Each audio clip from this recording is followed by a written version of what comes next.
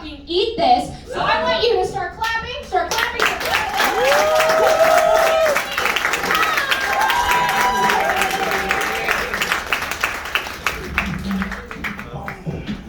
Yo, I've been trying to perform for like a couple weeks now. I'm just happy to be here. So can I get a petty clap for me being here? I'm black and Hispanic, and apparently that makes you Dominican.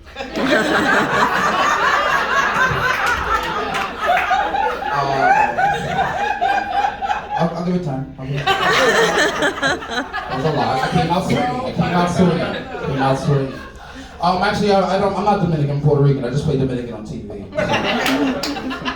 The thing about it is, I make a terrible Dominican, actually. You know what I'm saying? Like, I never liked diesel sneakers, hookah makes me nauseous, and I don't have the propensity nor gumption to, like, hide a second family. Mostly because, like, I have a favorite, so it'll show. We're not all winners. I've had a rough go at life like last few weeks. Can I tell you guys about it? Yeah. Awesome. So I'll start out with this. I'm a naturally joyful person, right? I don't have a lot of comic friends because they're really like sad, morose motherfuckers. And I'm like Black Boy Joe incarnate. You know what I'm saying? Like, my life is a Drake lyric. You know what I'm saying? You know, I cannot complain, I got everything. You know what I'm saying? Thank you. But like, you know, life catches up to you, and a friend of mine recently killed herself. Don't worry, it'll get better, don't worry. No, but yeah, and I was going to Vegas, and we talked a week before I left for Vegas, and we were supposed to meet in Vegas. She canceled. The few days before I got to Vegas, she killed herself.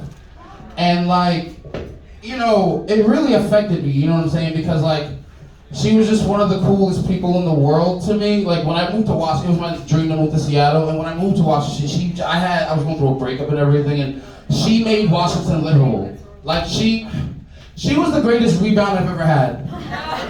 You know what I'm saying? Like, and I have a habit of doing that, you know what I'm saying? Rebounding really well. Like, Dennis Rodman isn't the greatest rebounder of all time. It's me. The list goes: Anthony Raymond Vines, Dennis Rodman, the rest of the NBA, my cousin. So, you know, with that being said, I'm getting ready to go to Vegas, and I find out she killed herself, and I get to Vegas, and I'm glad she's dead, because she didn't miss out on shit, bro. No, Vegas was so fucking terrible and shitty. It was like the worst experience I've ever had. Yo, real quick, any New Yorkers here? Because it's New York City, so I gotta make sure. Yeah! Alright, thank you. Yerp? Can I get a yerp? Yeah! That's what the fuck I'm talking about! Fuck, I don't even know what to say! Thank you. Okay. So, but no, seriously, when it comes to Vegas, it's really rude and shitty there. Like, legitimately, like, shit on the streets. I wish I killed myself a week before Vegas. Thank you. No, it's fine. It's good. It's how I deal with it. It's fine. But, like, there was, like, legitimately so much, like, actual shit on the street. See, in New York City, if I see a pile of shit on the floor, I don't see that shit 2 days later. The whole week, I saw the same piles of shit in Vegas. No, like, no bullshit. I saw so much shit in Vegas, we started describing it by its consistency. And by the way, I produce a show called Motherfucking Eat This, so you know I'm a chef, so buckle in. Thank you, right? Fucking sexy. Yo, real quick, my mom told me, best advice I've ever gotten in my life was, become a man that cooks, because women love men that cook. Worst advice I've ever was given was tell women the truth.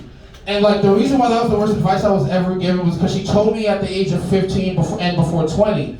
And yeah, I don't want to hear the truth in that time. Yeah, I don't want the fucking truth. As a matter of fact, the day a woman wants to hear the truth is when she's 21 years of age. But I digress. Anyway, so back to describing the shit I saw. So when we were in front of Planet Hollywood, I would say that was the consistency of pate. You know what I'm saying? No, use your imagination. I was in front of the Bellagio hanging out, and then it was like a huge pile of shit, and it was like covered in foie gras. I was like, that's foie gras shit. And that's not even the worst shit there. Like my last day, and I'll end up with this. I gotta say right now, I haven't smelled crack since 1997. And my first night there, I smelled crack, and it was really upsetting, and I'm passing by, and I'm like, bro, who smokes crack anymore? He's like, me, as he eats a McRib. I'm like, you're just stuck in the times, bro. Thank you. All right, well, that's my time. I'm Anthony Vines. Follow me on Facebook and Instagram. I'm amazing.